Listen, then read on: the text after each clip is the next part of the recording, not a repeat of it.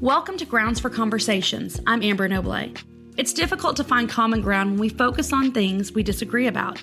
But if we take a step back, we realize that we all have things to learn. Grounds for Conversations is a podcast where we dive into a conversation about Scripture, looking at the story in its entirety. This is for the believer, the questioner, the invested, and the searching. I invite you to join the conversation. Also, at the end of this podcast, stick around for an extra shot, a conversation where we discuss everything about nothing.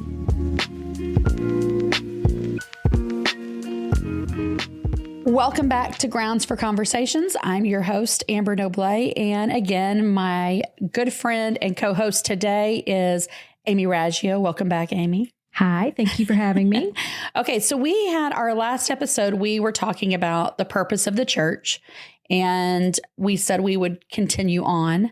And so today I want to pick up where we left off on the purpose of the church, but what does imbalance in the church look like? Now, let's go ahead and set the stage that this is not, number one, we're just two individuals with opinions and thoughts and experience. Right. And most of our opinions come through the lens of our experience. Right. But this is not a let's bash the church session. Obviously, you and I both love the church. We're part of a church. We're part of the church. But I think it's fair to say that there is imbalance. We see it. Sure.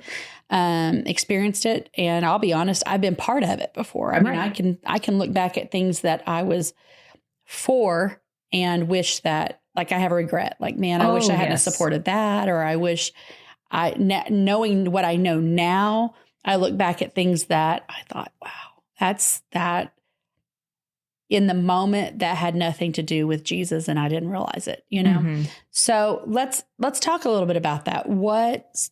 So I'll ask you, what does imbalance in the church look like to you? Well, I believe we could go in a real obvious direction and talk about extremism and things like that. But I think extremism is a whole lot easier to point out, and it tends to overshadow what just minor imbalances might look like in the church. But though I say minor imbalances, it's with the understanding that these are small things that can really throw a person off their personal relationship, right, and their inclusion and their, feeling a part of the church family. So I would think imbalances are where we're not looking at the whole greater purpose of the church, and we're not accomplishing that, where we're leaning too hard into one, right, at the expense of the others. So there's that whole statement of 20% of the people do 80% of the work. Mm-hmm. And I don't think that there's any church leadership in the world that's what they want. Pastors want their people involved. Absolutely. But at the same time, so I'm going to sound like I'm talking out of both sides of my mouth. I'm not. They want people to serve. They want people to plug in. They want people to be involved. But they want, not they, meaning everybody, but a large majority, they want people to be involved, but they want them to be involved in where they want them to be involved in. Right. So it's like, yes, I want you to serve, but you don't necessarily have the look or the draw to be in this position. So I want you to serve, but I want you to serve where I want you. Mm-hmm. And so there's a little bit of a control, maybe manipulation there. Not always. I think sometimes we have to trust our leaders to recognize the gifts and stuff in us. And you've got people that are like, I want to be on the worship team. Can you sing? My mama says I can. Well, right, but you can't. So, well, I think good leadership can help you recognize where your giftings are. Right. And they should help you with that, right? But so often what we desire to do or where we long to be involved may not really be where our giftings are. And I think it takes a really good leader to help you, find that out. Right. And people often say, but this is what I'm passionate about. And my question to that is like, are you passionate about that? Or are you passionate about an idealized version that you've created in your own That's a good question. mind? Yeah. I think talking about that 80-20 syndrome and imbalance in general, I think imbalance in families, in churches, in communities, whatever you want to call it, it's inevitable because people are involved. Right. And so I think we just need to find some litmus test that brings us back into homeostasis or into, rightly justified relationships. But before we can get into homeostasis, you got to know what the imbalance is, right? So like if it's a hormone imbalance, they do blood work, they run tests, and they're like, okay, so your estrogen is too high. I know this is weird for men. They're like, oh, what am I listening to? This hormone's too high, or your testosterone's too low, whatever. And let's balance that, because follow me on this rabbit trail for a second. I think that somewhere along the way, whether we can say that every part of the body, even scripture says that every part of the body serves a purpose. We can say that, but we don't always believe that every purpose is as important as the other. Right. You're just the big toe. I'm the right hand. You know what I'm saying? And it's kind of like, yeah, but have you ever walked around without a big toe? Exactly. My point exactly. It's like, no, right. But there's the idea that, okay, so I have this, I don't want to call her a friend. She's a lot younger than I am, an acquaintance, dynamic young lady. My goodness, just in love with Jesus, knows the word, really smart, very studious, very funny, could quite possibly change the world if given the right opportunities, like that kind of person, but not in your face about it. And so she's got this attractional personality, but yet she's not the person that you think, oh, she's beautiful. But she doesn't have the image that a lot of people are looking for. Right. She was serving. She was very involved in this church. Grew up in the same church her whole life, whatever, went off to college and decided, you know what? Youth ministry was such a pivotal moment in my life. It was huge. It's what got me plugged in. It's why I'm in college. I'm looking for a church. She finds a church, lots of college kids, lots of huge student ministry. It's the place, right? Right. And she wants to serve in student ministry. Now, she wasn't a freshman. She had been attending this church her freshman and sophomore year, if I remember correctly. So it's her junior year. She decides, you know what? I want to serve, and I want to work in student ministries, and I want to work with teenage girls. Maybe I can be a small group leader for middle school or whatever. So she sets a meeting with the assistant to the student pastor, who sets in a meeting, with the admin, who sets a meeting with the assistant to the student pastor, that finally gets her in the office of the student pastor. And I don't know the student pastor. Or I didn't at the time. Let me say it that way. I do believe that part of it was because he was young, he was unmarried, and he was of this misogynist culture of false masculinity. I don't know how else to say it. That was very much about image. I'm not saying he doesn't love Jesus. Please don't misunderstand me.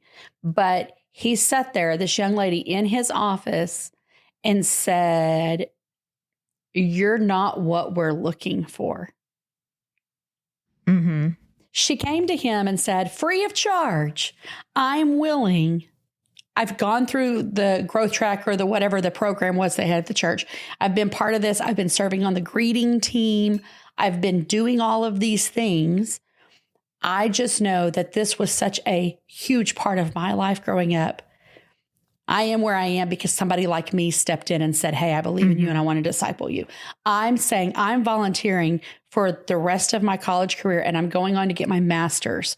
So at this same school, I'm committing for the next minimum 4 years to serving here with your students. This is my church. This is my home church. I love it here. I would love to be a small, and they had been, and that's the other thing. They'd been advertising that they come and serve and we're looking for small group leaders. And she's like, that's my fit right there. They're asking, I'm saying and he says to her after these grueling, interviews that she had with these different people or whatever, he said, you're not what we're looking for. And she's smart. So she said, oh, so there's a look. And he's, oh, no, begins to like crawfish out. And finally, and I admire the fact that he was finally just honest with her. And he's like, yeah. And he told her, we want the girls that come into this church to be excited about the people they get to meet with. Right. And we want them to have people they look up to and go, I want to look like that. And you're just not the kind of girl that these girls aspire to be like. And she said, well, you don't know what kind of girl I am at all.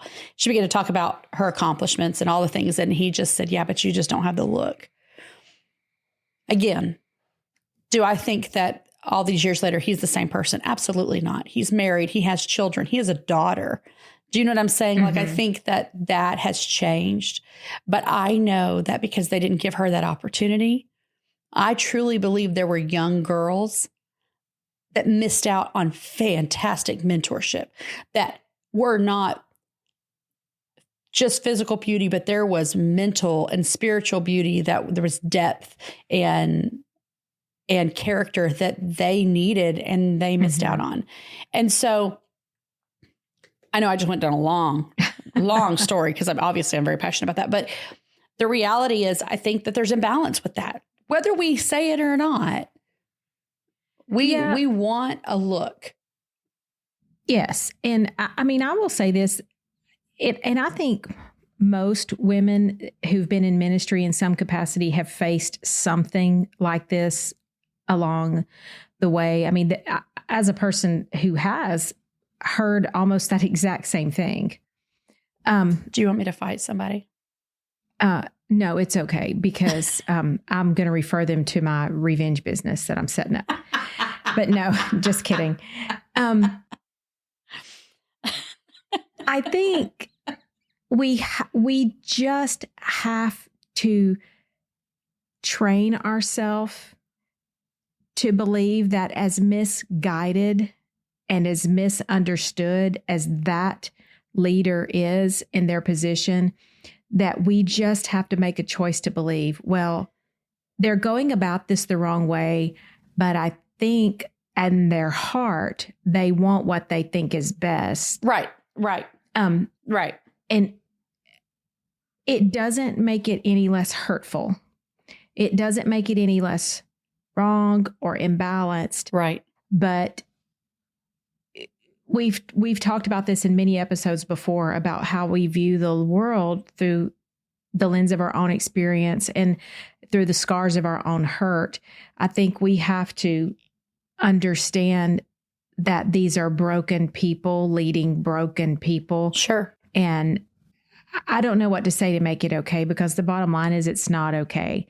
And it is imbalance. And right. I don't really know what the answer is to it. And other than to say, it's sad. Somebody did miss out on what this girl had to offer. Right. But on the flip side of that, if you will permit me, I think, not necessarily referring to the story that you just told, but I think a lot of times people come to us in ministry and they want to serve in a position that they have handpicked for themselves. Right.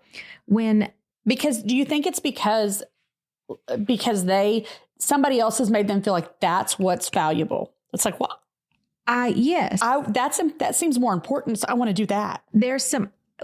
We've been terrible at doing that. Everybody always sees something as a jumping point into something that's better. Well, a lot of people think that they start off in children's ministry or youth ministry, and then they can arrive to be a senior pastor. And I feel like it should be backwards. Well, I think that that's a tremendous imbalance. This is a personal conviction. I think that's a tremendous imbalance. I think that your children's ministry volunteers ought to be the rock stars of the church. I mean, we should be very selective about who we're giving influence over our children. With kids, you've arrived. I mean, if Jesus stops his ministry to turn to kids, we should too. Well, let me say, any other place in the world where you would put your children, you want to know, you want background checks on your teachers and your coaches and all this, and you say you want the best, and then yet you get to church and the children's volunteers are just kind of whosoever will. Right. Scenario. Anyway, that's a huge rabbit trail. I could make a whole episode out of. You know what? No, let's talk about that for a second. Okay. Because I think that goes with imbalance. Just because I sound like I'm talking out both sides of my mouth because I said this happened with this girl. The sad thing is one situation doesn't mean that everybody feels that way. Because like you said, you've experienced it. But you know what? I've also experienced godly men in leadership that are like, hey, there's a spot at the table for you. Right. And your voice is valuable. I don't want you to misunderstand that because we've experienced that means that that's the only experience. Absolutely. There are some incredible men of God who are secure enough in their calling. They believe in the calling of other people, including of women. And but I had family that was that way. Like I didn't experience that until I got into certain church cultures that women were not supposed to do things. My personal background is that I would have experienced that sort of mentality in far greater number at the hands and attitudes of other women than of other men. Okay, yeah. It was just real talk, right? I mean, yeah. And I'm not not trying to go into a whole tirade about that, but I think we become our own worst critics. Mm-hmm. And I think we do that in ministry and in the church as well. We say we want to recognize your calling and we want to call you up into greater things, but at the same time we're the worst about mishandling the way that happens. Right. And I think it's important that we have processes in place because God is a God of order. He doesn't just, it's not just a free for all out there, you know? Well, let's go back. Okay. So let's just say this.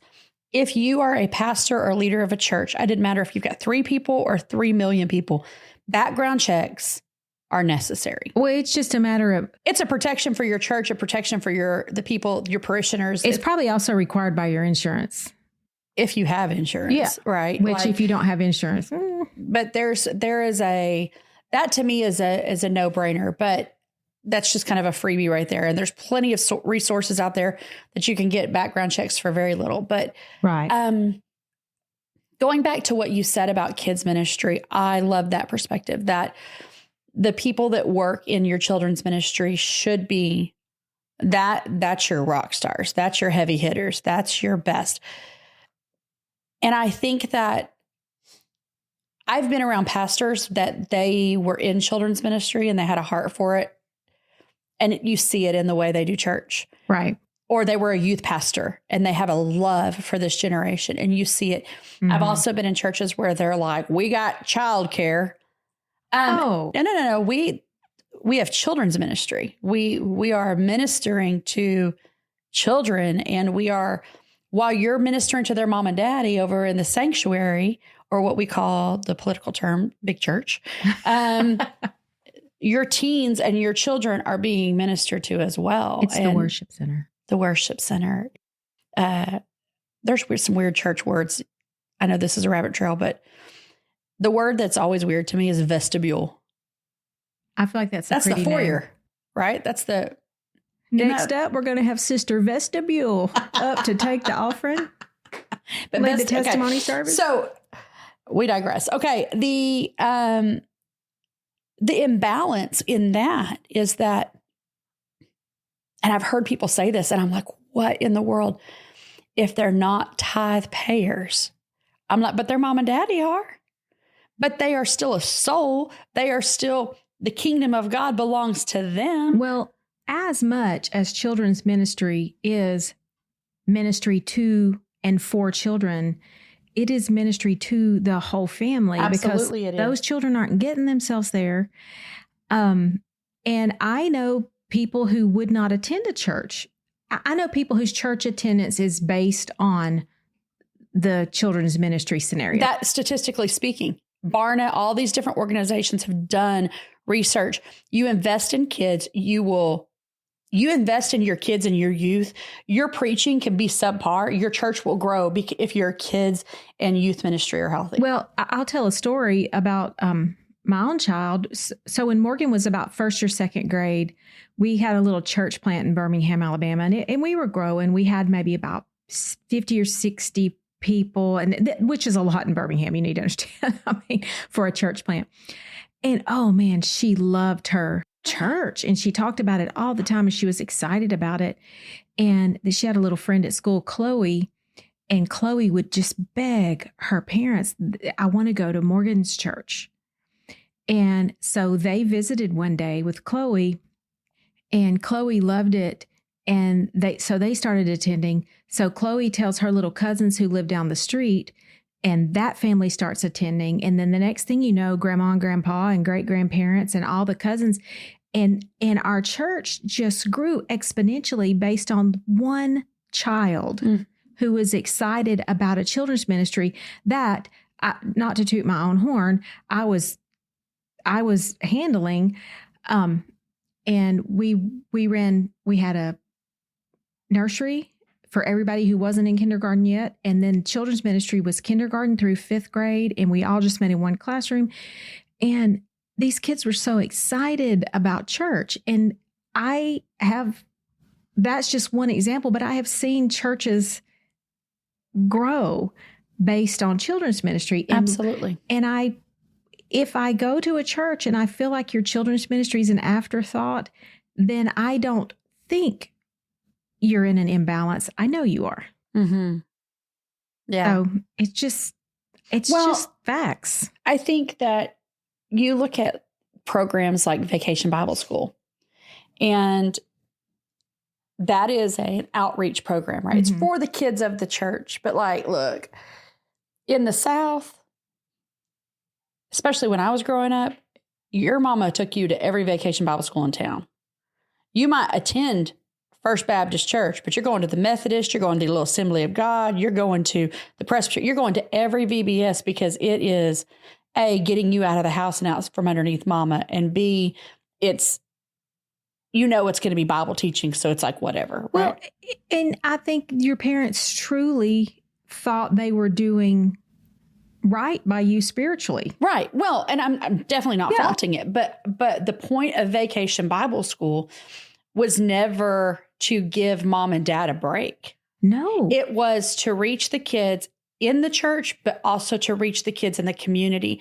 And the number one tool to reach children that will reach the family, like you said, you reach the kids, you reach the family, that a church has is a program like a Vacation Bible School. Because these kids come all week, they get hooked. They're like, we want to go back on Sunday. We want this. Mom and dad are like, okay, something's different here. Let's go check it out. Well, and let's be honest, it is a deficit program for a church. It's not making any churches money, and they can be costly. They can be. And, but it is truly ministry to children. But we all know that on Friday, all these children who have been visiting are going to put on a little program, and their moms and daddies are going to come and see it. And so then it becomes an opportunity then to plant a seed. Right. When you minister to children, you minister to a whole family. Right. And I just wish that was something that more churches grasped. He stopped what he was doing to take time for kids. Absolutely. I mean, I think we can learn some stuff from that, right? All that to argue that we don't want just anybody ministering to our children. So stop making children's ministry the catch-all for the volunteers that you can't manage to place anywhere else. Right. And let's recruit the rock stars. Let's promote that children's ministry. if you're spending more money on your laser light show in the hallway between buildings than you're spending in training the teachers of your Sunday school classes, imbalance. Mm-hmm. Just I agree. calling it. Well, and I mean, you may not agree with this, but my thing is I've heard people say, well, that person is just very unkept and I don't want them representing us in this department or this department. But you want them taking care of your children? Or you just don't let it be, you don't utilize them. Okay. Well, then you know what? Invest money in t-shirts that's for serve or whatever. And then what you do is say, this is our uniform. And so we expect this uniform to be clean. We're giving you this. We're so glad you're part of this team. And because we're giving you this, let me give you, there was a lady at a church that just wanted to be in hospitality. She just wanted to serve donuts. Right. And she was very different, very, very, very sweet. Just didn't have it. Shows up at church in a t-shirt that has a toilet on it. And she's serving you chocolate donuts with a toilet shirt on. And I thought that was so hysterical. And people were mortified. And you know what they said? They said, well, we can't have her serve anymore. And I said, what? Give her a serve shirt.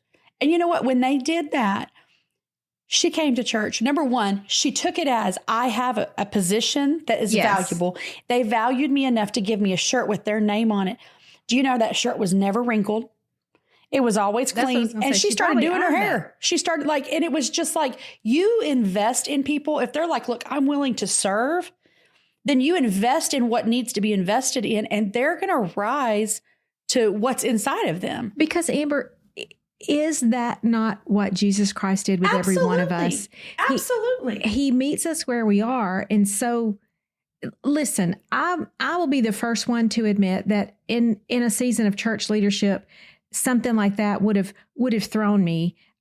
I want to say momentarily, but to be honest with you, it probably would have bothered me all day long.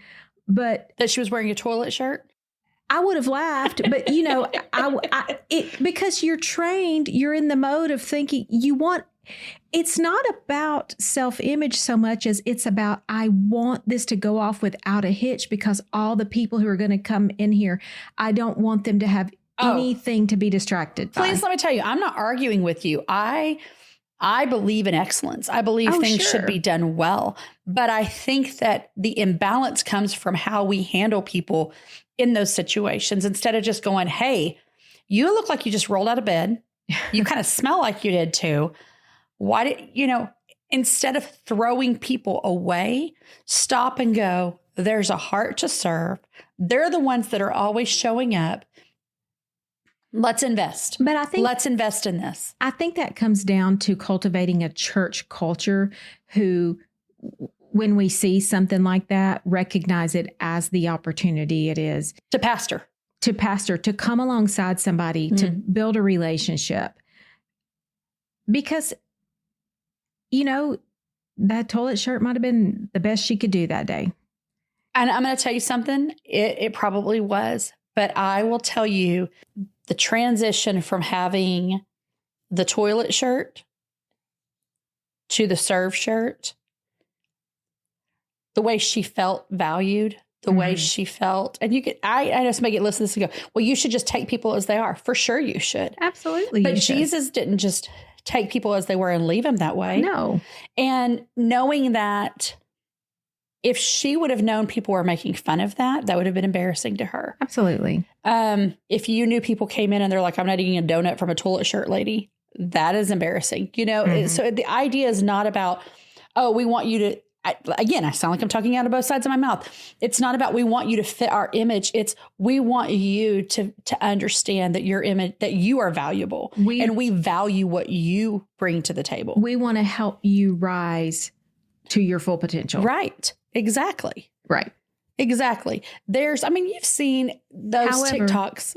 The toilet shirt serving donuts at VBS would have been hilarious. Or youth service. For sure. Youth service.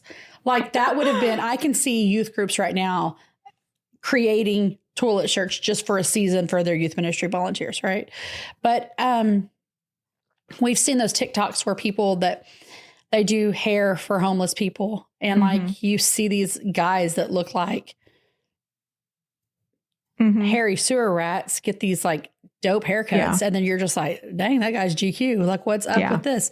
That's the concept right there. It's about seeing the best in people and helping them see that too. It's not about calling out a flaw. It's about elevating your potential.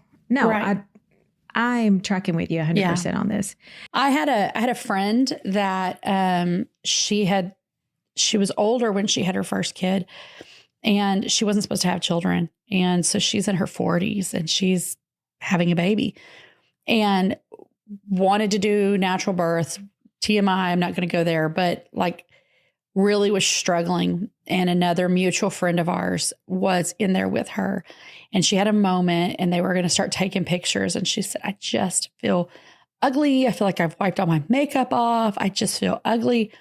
And our friend digs in her purse and pulls out some lipstick in the middle of her about to, I mean, I don't even remember why she was in there. I think that part's kind of weird. I'm like, why was your friend, like her husband was in there, her mother was in there, and then the random friend. And I'm like, so thankful that I was not the random friend she would have asked, because I would have hurt her feelings and been like, not a chance, not going to be in there with you. But she,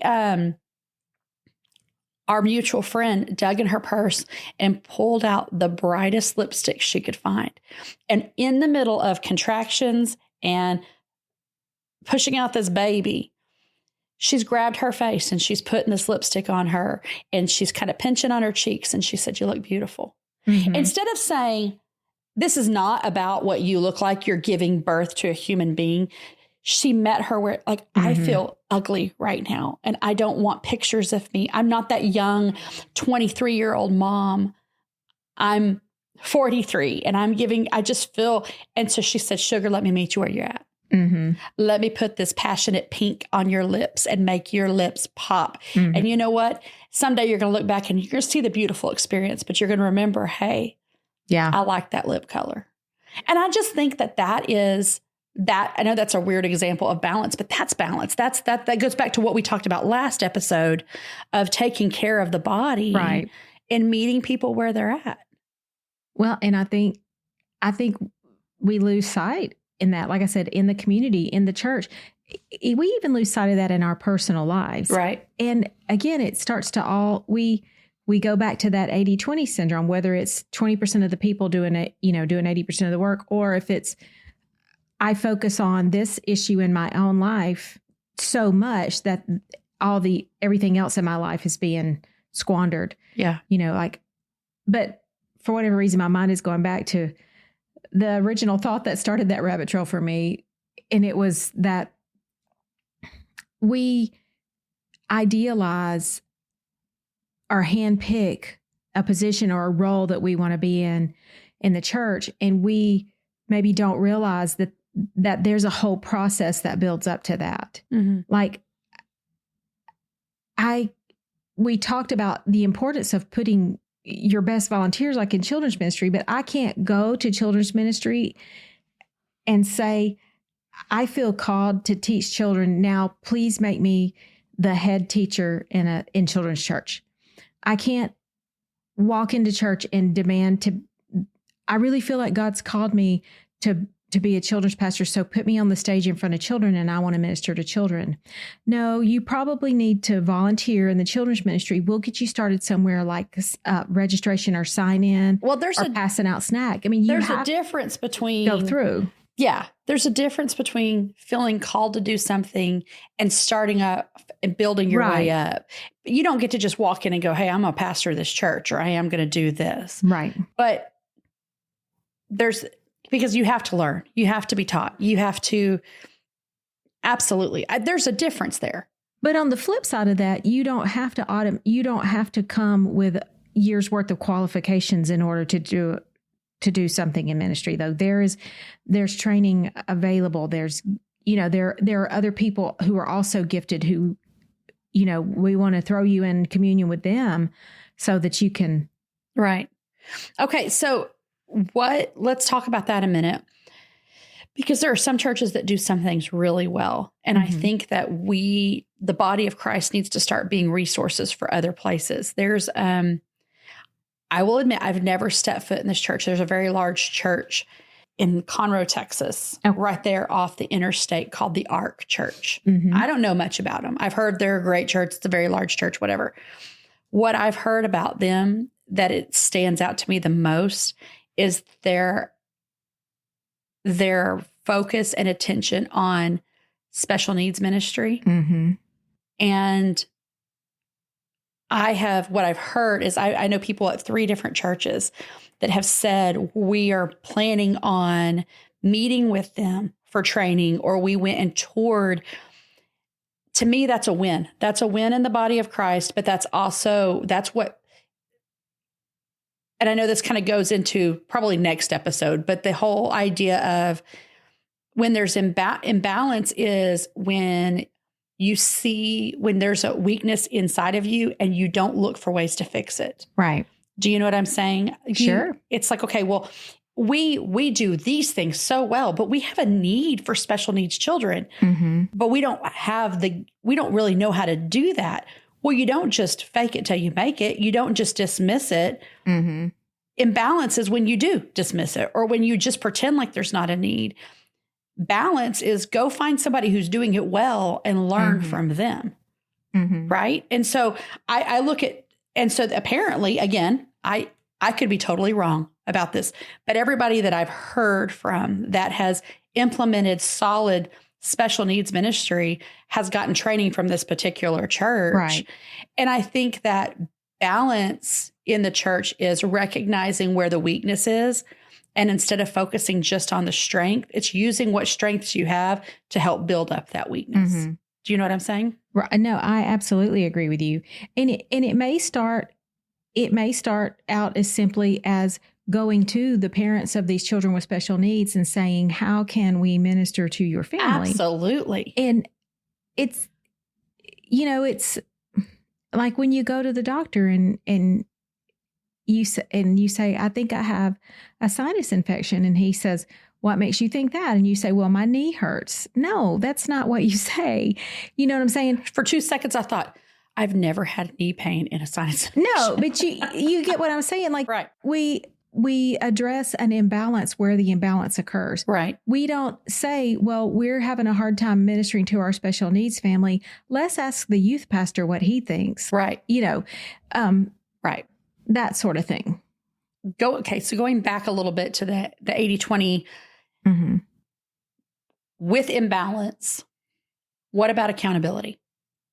Accountability in leadership, accountability in, like, what is that? What is your opinion on that? There's some churches that take it to an extreme where it's almost as if the grace of God is not sufficient. It's sufficient in every area except for in leadership.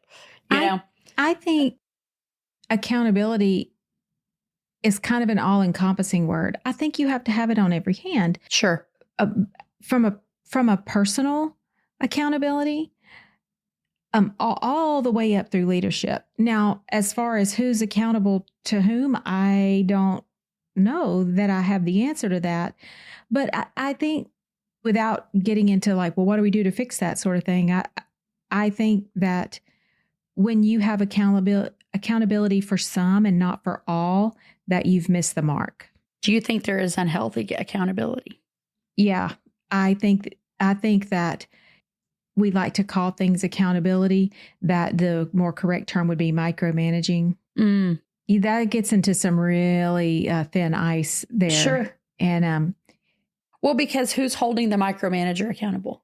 Right. And then you look into who is leadership accountable to? Right. Are they accountable to the masses? And on one hand, they are.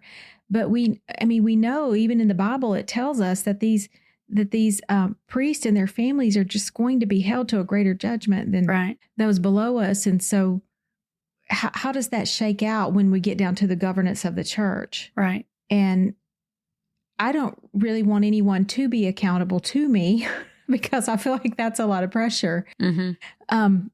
But I also don't want to be accountable to everyone. I think you have to start having really hard conversations about expectations mm-hmm. and what's realistic and what's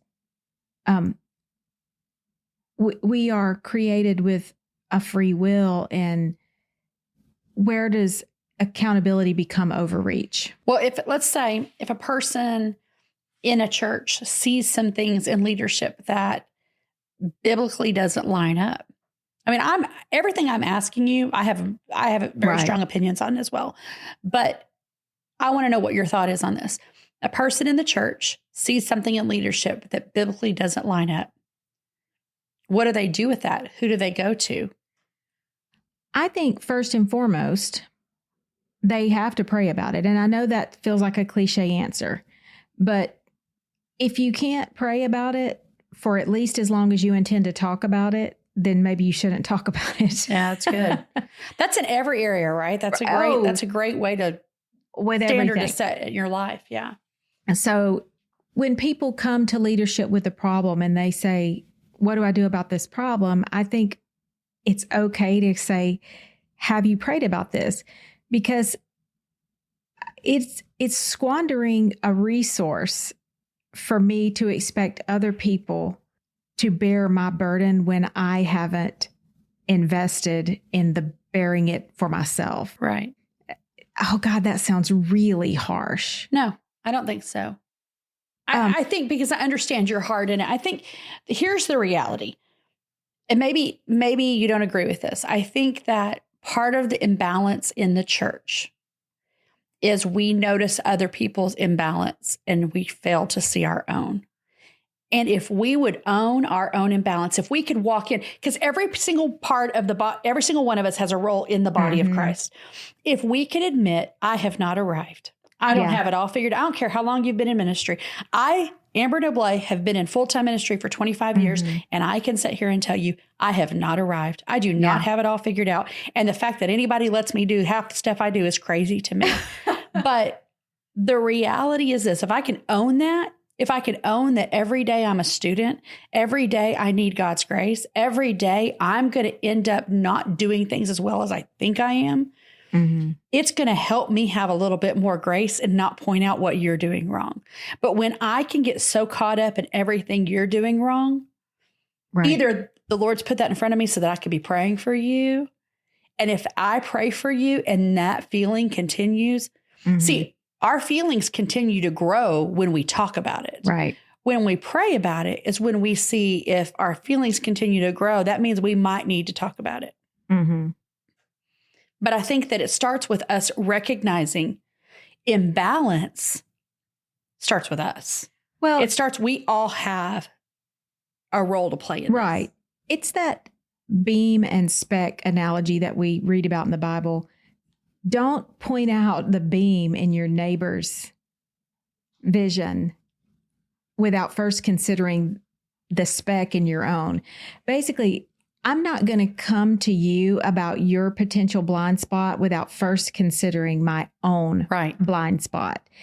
And I used to think of that as a literal piece of wood through somebody's eye. I know, because I'm so visual. I'm like, dang, people walk around with beams hanging out of their eyes. But then crazy. I heard an analogy the other day that compared those to fractals of light.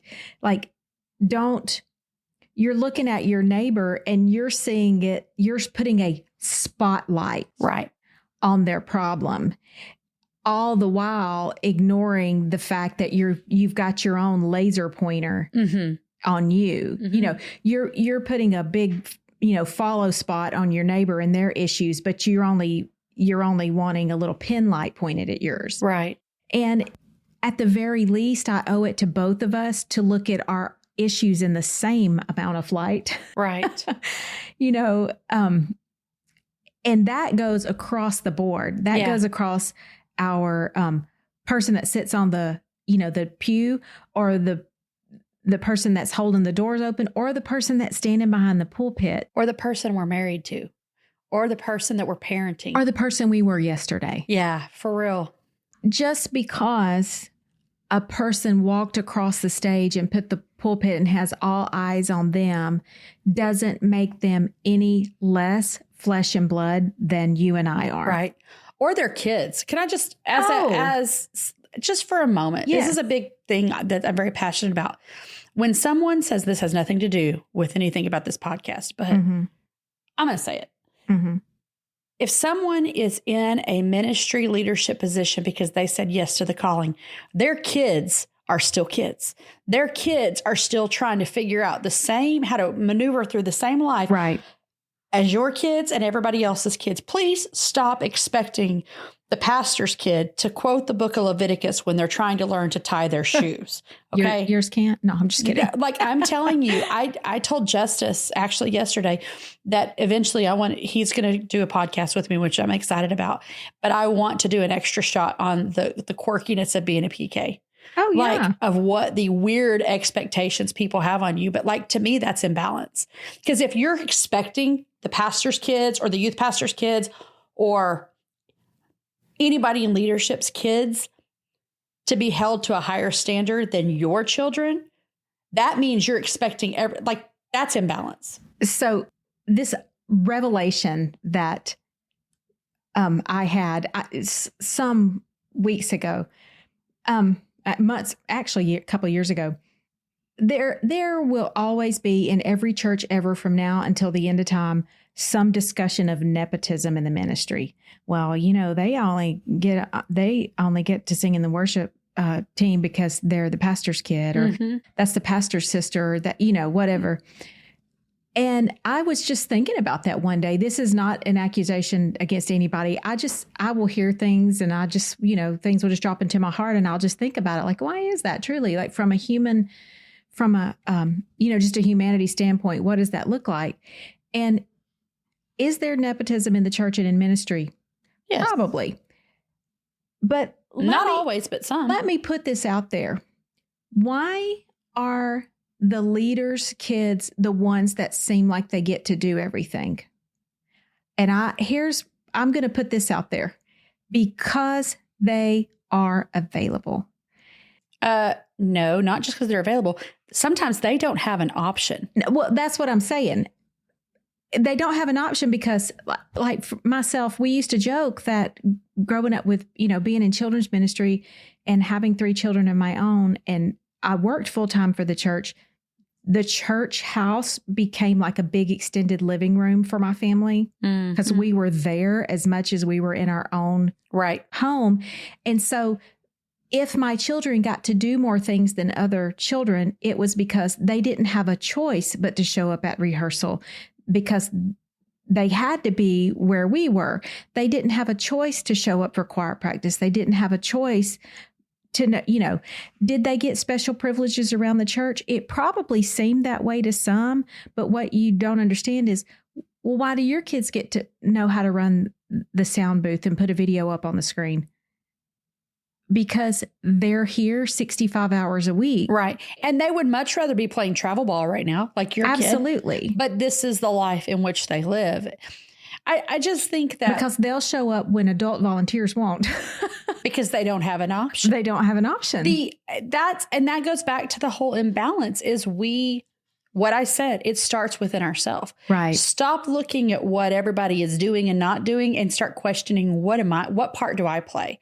Because if we can do everything we can with what we're given, we're so busy operating in the fullness of the call of God on our life, we don't have time to worry about other people's call. We don't. I mean, you can be in the most dysfunctional church and have the most amazing ministry experience. Right. You can. You can be in the most... You could be in a place that doesn't seem like that, where your leadership is off or whatever, and God has you there for a reason.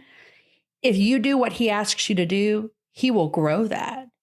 Well, and I think if we will all go in the right attitudes toward this, we are fallible flesh trying our hardest. That sounds like a 90s grunge band. Fallible flesh. That's our cover album. We are humans. We are trying to do the holy work of an infallible God. An infallible God. Facts. And we're going to mess it up all the time. And can we just have as much grace with each other as we have personally received ourselves from this merciful God? Right. Okay. So let's end there because I want to take it to the next step on another episode. I want to come back if you're willing to meet back up with me and talk about how to restore that in the church. Okay. So we've talked about it's there. We know it. It's real. Mm-hmm. What does restoration look like? That being said, let's cut it here. Thank you guys for joining us. Stick around for this extra shot, and we can't wait to get back with you. I'm Amber Noble, and you have been listening to Grounds for Conversations. To ensure you don't miss our next podcast, make sure you subscribe, rate, and review. Don't forget to hang around for an extra shot.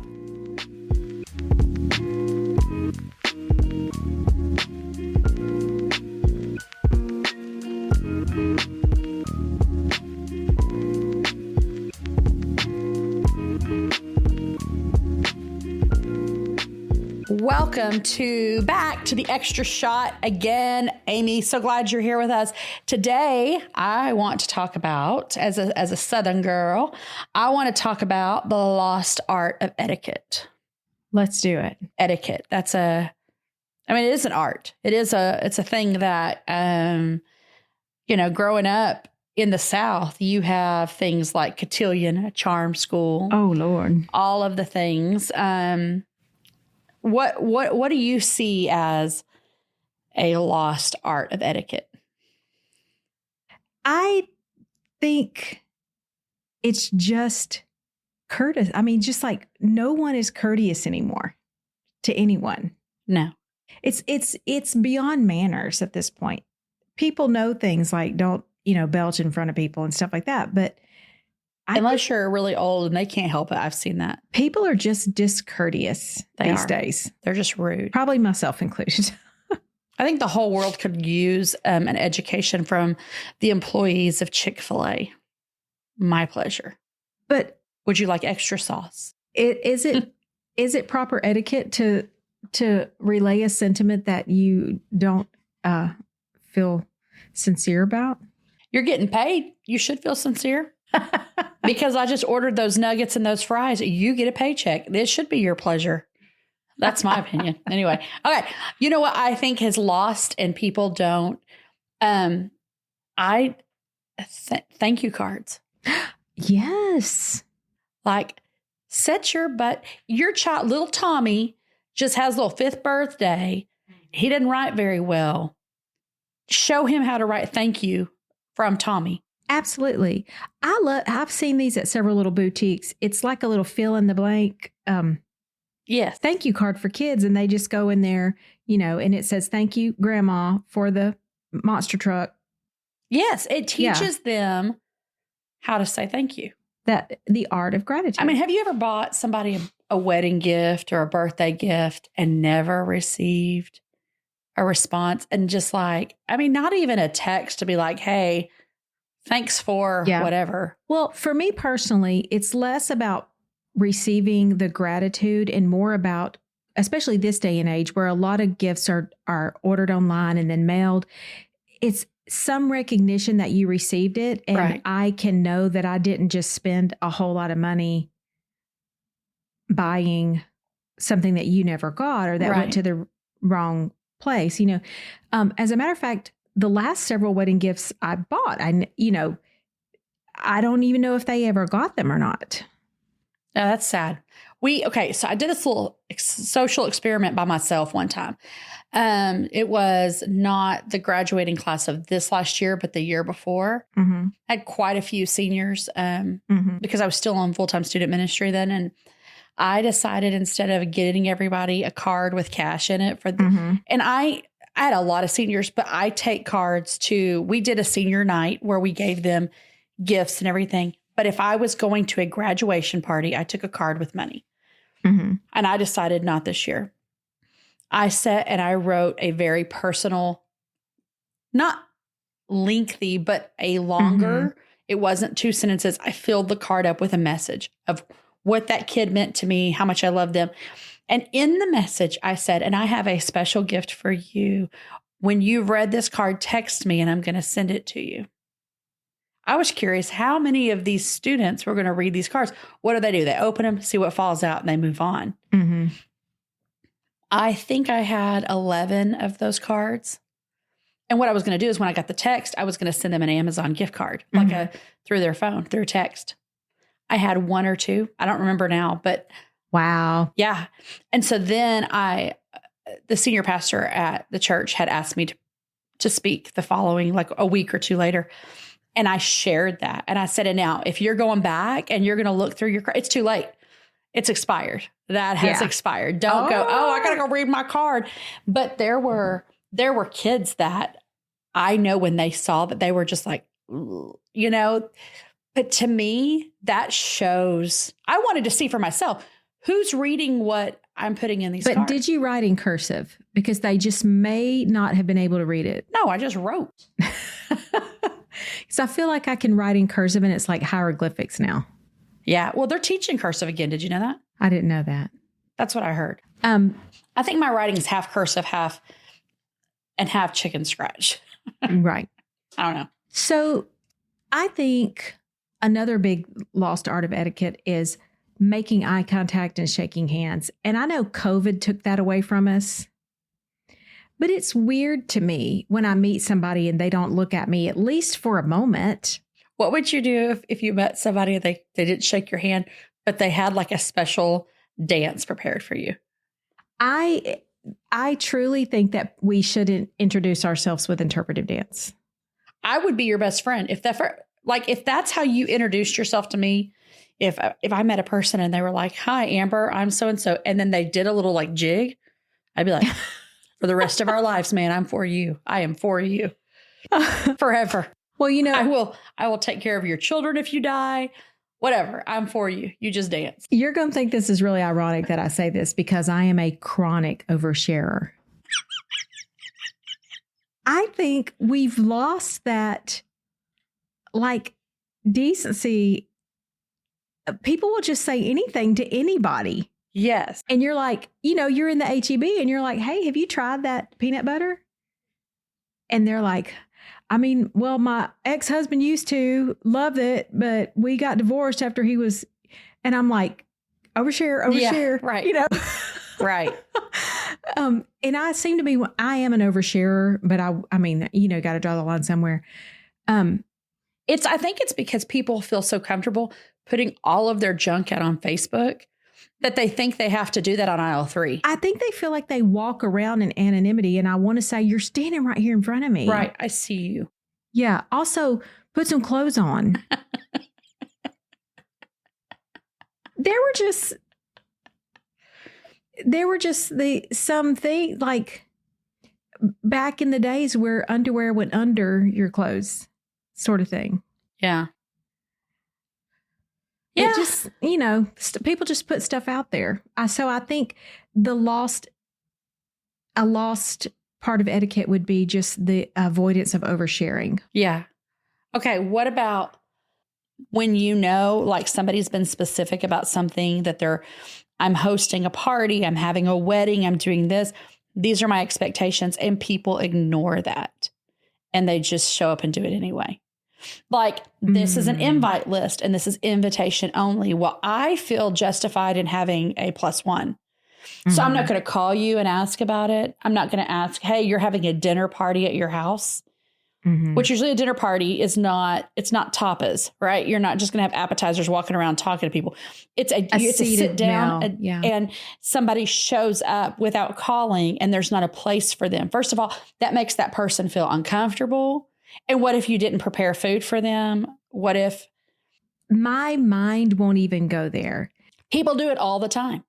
People do it all the time. One of my dearest friends, they own a wedding venue, and her manager was telling me about, her manager also is a fantastic wedding coordinator.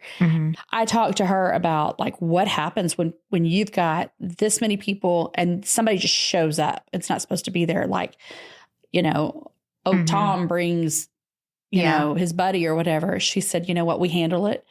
We will bring a seat in and stuff." But I'm like, because to me, that would be so like, we didn't have the place setting for you. We didn't have there's a reason if that person was not invited to not bring them. Now, I understand like, "Hey, you invited me to dinner. I would love to come. My sisters in town. Right. And we can do dinner another time. But if you're cool with it, I'll bring her. I would love for you to meet her. To me, that's okay.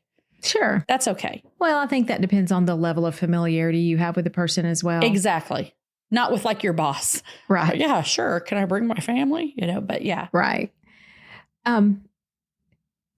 Yeah, I think that comes across a lot of times. That becomes problematic when there's a no child clause on an event and then people still show up with children. Because they think their kids are an exception to the rule.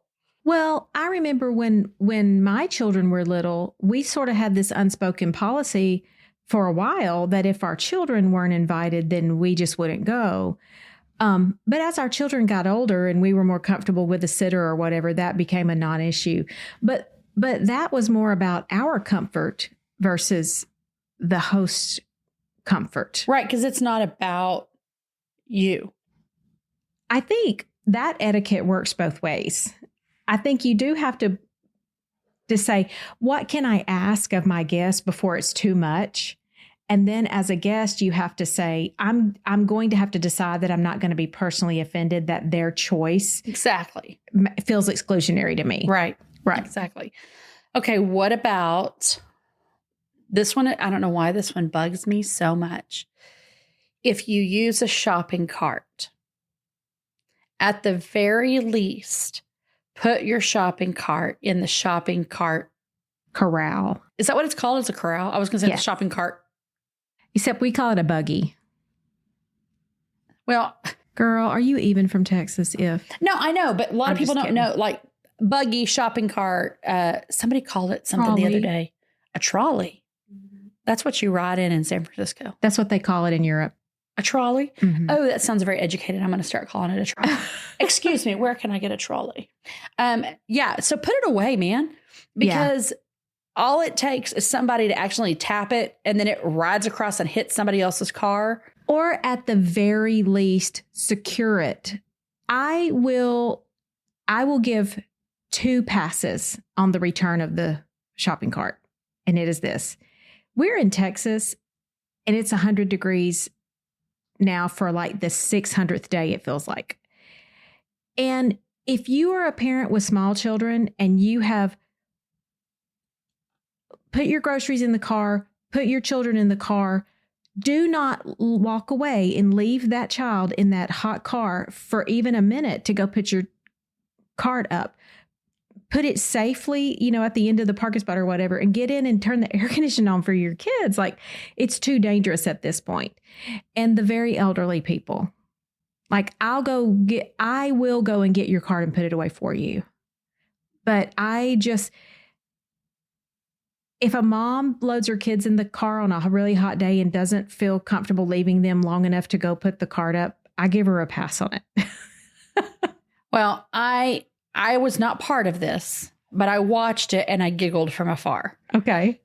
This lady pulls in and I guess her car was more important than anybody else's car. And she picks 2 spots. Mm-hmm. She takes 2 spots for her one vehicle. Okay. And this group of people were all frustrated about it. I don't know if they know each other. They may have built a friendship over this whole situation. I have no idea. They proceeded to go to the buggy corral. Yes. What'd you call it? A trolley corral. And grab shopping carts, grab buggies, and put them around her car. It was so funny. It was so funny to me. And I was watching from afar and I wanted to stay and wait for her to come out. Mm-hmm. But then I thought she'll see me and think that I had something to do with it. And I did not. Mm-hmm. But okay, so the shopping cart, another lost etiquette, deal with your children in public. Yes. When they're acting a fool in the store, nobody thinks they're cute.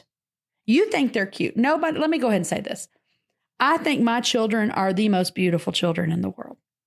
I also think that I have enough sense to know not everybody else thinks that. Okay. God has given me, when my kids were little, God had given me a grace to deal with them, that God had not given you the grace to deal with my children, mm-hmm. like he has given me the grace to deal with them. Right. So do not extend the expectation that other people have the same grace for your children that you do, because they do not. Well, they have 6 kids of their own. Your 2 or 3 or whatever are not their kids. They're not going to have the same grace. So don't stand there in your yoga pants with your little Starbucks in hand while your child is flopping around on the ground like a fish out of water, sounding like a demon, and think everybody thinks it's cute. We don't think it's cute. We don't. And if you're not going to do something, please let me take your child back in there. I'll take care of business. I have been known to give the look to other people's children. Oh, I'll give the look to other people. Yeah. I have no problem looking at somebody with the look of spank your kid, or I'm going to spank you. There were some children tossing a ball all about TJ Maxx the other day. Was it me and Phil? No. That sounds like, and they were loud and they were really enjoying themselves. And I don't even know where their parents were, but nobody was taking these children in hand. And this was my first solo outing since recovering from surgery. And I was so afraid that that ball was going to hit me. Like, I'm walking around tensed up. What would you have done if it did? Like, I think I would have spiked it on somebody's head. Like, not... That would have been awesome. I'm glad you didn't get hit, but I kind of wish you would have, because that would have been a cool story. And then I spiked it at the kid's face. He lost his first 3 teeth. And then I was arrested.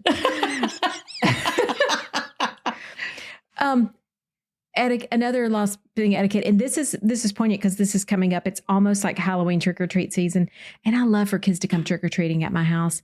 But my thing is this: like, make sure that your kids know to just grab 1 or 2. You know, no, you're misunderstanding. There's parents that tell them get as much as you can. Yeah, that throws me off. Well, it should, but I'm telling you, what happens is those little kids go home and mom and dad pull the candy out that they want. They put the kids to bed. They sit at night and watch movies. I'm just telling you. I feel like I'm understanding, because, you know, sometimes a child will come and you are aware, like, oh, they don't really know any better, what, you know, and that's fine. But, you know, when Joey is 16 and knows exactly what he's doing and he comes and clears me out, I'm like, are you serious? And it has been my goal in life to be the house with the good candy. And so I start collecting full-size candy bars like at the beginning of October, because I want to be that house. Full-size candy bars. Yes. I'm trick-or-treating at your house this year. I want to be I'm going to tell you something too. Last year, I got scared that I was going to run out of candy bars. And so I sent my son to get more, and HEB was sold out of candy bars. And he called me. He's like, they're out of candy bars. I'm like, bring me microwave popcorn. And so I had bags of microwave popcorn.